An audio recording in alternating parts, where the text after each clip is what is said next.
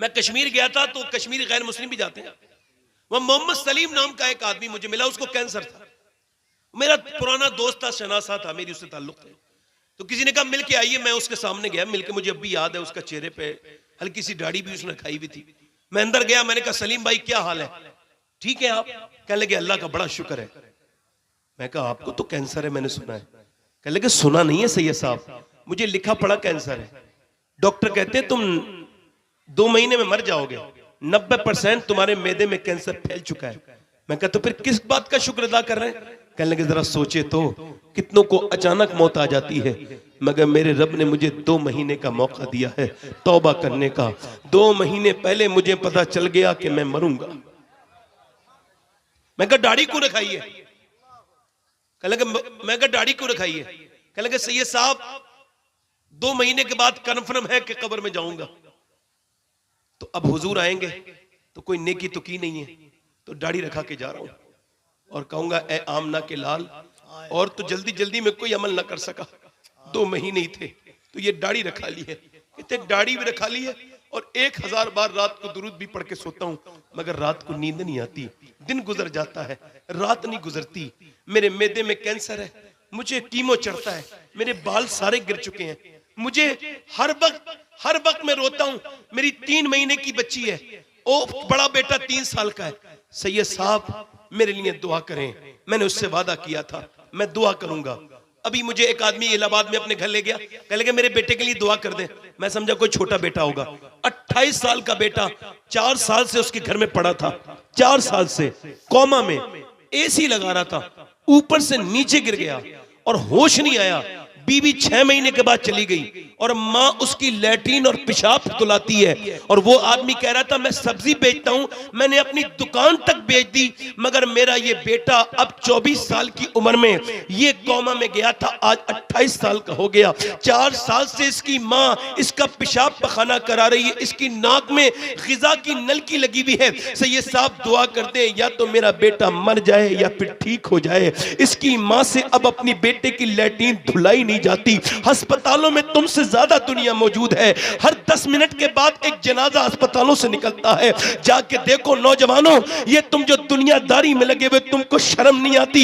ये गंदी तस्वीरें देखते हुए ये नौजवान नस्ल कहां जा रही है? क्या तुम देखते नहीं कभी एक्सीडेंट होते हुए लड़के, वो जो बहुत बड़े अपने आप को जो है वो नक्शेबाज बनते थे, वो जो स्टंट करते थे मोटरसाइकिल पर। मैं अभी कुछ दिनों पहले मैं जो है वो अपोलो अस्पताल दिल्ली में था, तो एक लड़का अचानक आया और वो अचानक उसे वेंटिलेटर पर रख दिया गया, यानी आखिरी हद में था वो बिल्कुल। उसका बाप भी 40-45 लाख रुपए लेके आया, लगा डॉक्टर मेरे बाप बेटे से मेरी बात कराओ, अकेला बेटा है। डॉक्टर ने कहा आई एम सॉरी तुम्हारा बेटा मर चुका है। उसके बाप ने फेंका थैला और नोट बिखर गए अस्पताल में, बोला मैं बर्बाद हो गया, मेरा एक ही बेटा था, खत्म हो गया, मैं बूढ़ा आदमी, मेरा जवान बेटा मोबाइल गाड़ी चला रहा था, तेज गिर गया और आज मैं बर्बाद हो गया। लोगों अगर कद्र करना वक्त की, ये मेरा बेटा तो चला गया, मगर कदर करना कि पैसों से जिंदगी खरीदी नहीं जा सकती है। 10 मिनट आप 10 मिनट 10 करोड़ रुपए देके भी नहीं खर्च कर सकते, मगर ये जो इंस्टाग्राम पे वक्त खराब हो रहा है,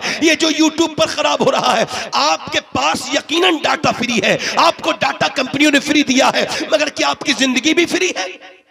आपका ईमान भी फ्री है? बर्बाद होती चली जा रही है ये कौम, क्या तकरीर करे भाई?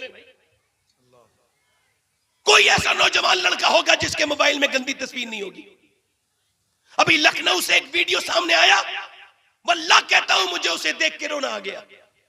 वीडियो ये था कि एक लड़की थी, उसका नाम फातिमा था, और वो बुर्का ओढ़ के थिएटर में फिल्म देख के निकल रही थी, और बाहर निकल के उससे पूछ रहा था रिपोर्टर तेरा नाम? कहले मेरा नाम सना फातिमा। फिल्म में बताओ क्या क्या अच्छा लगा? वो कह रही थी डांस अच्छा लगा, एक्शन अच्छा लगा। अगर मेरी ये पैगाम उस तक पहुंच जाए, ये मीडिया का दौर है तो पहुंचा दो। मैं होता तो उस बहन के पैर पकड़ लेता। मैं कहता ये बुर्का ओढ़ के आने की क्या जरूरत थी? क्या बदनाम कराना चाहती है? एक तो तू मुसलमान लड़की है, फातिमा तेरा नाम है, तेरा थिएटर में आना अब कयामत से कम नहीं लगता। ये जल्जले इसी वजह से तो आ रहे हैं, यही तो हालात है। मेरे आका करीम इरशाद फरमाते हैं, अम्मा आयशा पूछती हैं, अर्ज करती हुजूर जल्जले कब आते हैं? पर मैं जब औरतें गैर मर्दों के सामने कपड़े उतारने में झिझक महसूस न करें तो फिर कयामत आएगी। अल्लाह फरमाता है मैं मिनी क़यामत एग्जाम्पल दिखाऊंगा तुम्हें, मैं एग्जाम्पल दिखाऊंगा तुम्हें। हजारों लोग मारे गए, लड़की नाम है फातिमा, थिएटर के बाद खड़ी है, नाम है लड़के का मोहम्मद, नवेद, शमशाद, अब्दुल रहीम, अब्दुल रहमान, नाम है गुलाम गौस, और स्टेटस में लगी है गंदी तस्वीरें, स्टेटस में लगे हैं फिल्में, नाचती हुई थिरकती हुई लड़कियां, और कह रहा है मैं मोमिन मुसलमान। अरे सुन, एक फकीर भीख मांग रहा था जामा मस्जिद में, एक अंग्रेज से उसने कुछ मांगा, अंग्रेज ने पैसे दे दिए। उसने अंग्रेज के पैसे लेने के बाद देखा कि अंग्रेज का बटुआ गिर गया, अंग्रेज तो चला गया। उसने 3 महीने तक सलामत रखा बटुआ। 3 महीने के बाद अंग्रेज आया, कह लगा ये आपका बटुआ। अंग्रेज ने अपना पर्स देखा, उसके अंदर पूरे पैसे थे। कह लगा तू भिखारी नहीं है, कहा इतने पैसे थे तेरी जिंदगी बदल सकती थी, ये बता के तूने पैसे क्यों नहीं लिए। तो भिखारी ऊपर को चेहरा करके बोला सुनो मैं भिखारी हूं मगर बेगैरत नहीं हूं। क्या मतलब? कह लगा तू ईसा का उम्मती है, मैं मोहम्मद मुस्तफा का उम्मती हूं। अगर तेरे नबी ने क़यामत के दिन मेरे नबी से कह दिया होता कि आपका उम्मती जो है वो चोर है, उसने मेरी चोरी की है, तो फिर मेरे नबी को शर्मिंदा होना पड़ जाता। भिखारी रो के बोला मैं इतना गद्दार नहीं हूं, भिखारी हूं मगर अपने नबी से गद्दारी नहीं कर सकता, ले अपने पैसे लेके चले जा।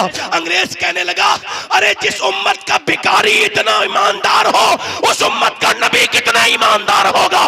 कलमा पढ़ के मुसलमान हो गया, नाम रखा है मोहम्मद साजिद, नाम रखा है मोहम्मद फरमान। मैं कहता हूं मेरे भाई, या तो अपना नाम बदल या अपना किरदार बदल। तेरे किरदार में झलक होनी चाहिए गौसे आजम की, तेरे किरदार में झलक होनी चाहिए हजरत शेख अब्दुल कादिर जिलानी की, तेरे किरदार में झलक मोइनुद्दीन चिश्ती की होनी चाहिए, जिसने भूखे रह के गैर मुस्लिमों को खाने खिलाए और खिलाते खिलाते उन्हें जन्नत के खाने का हकदार बना दिया।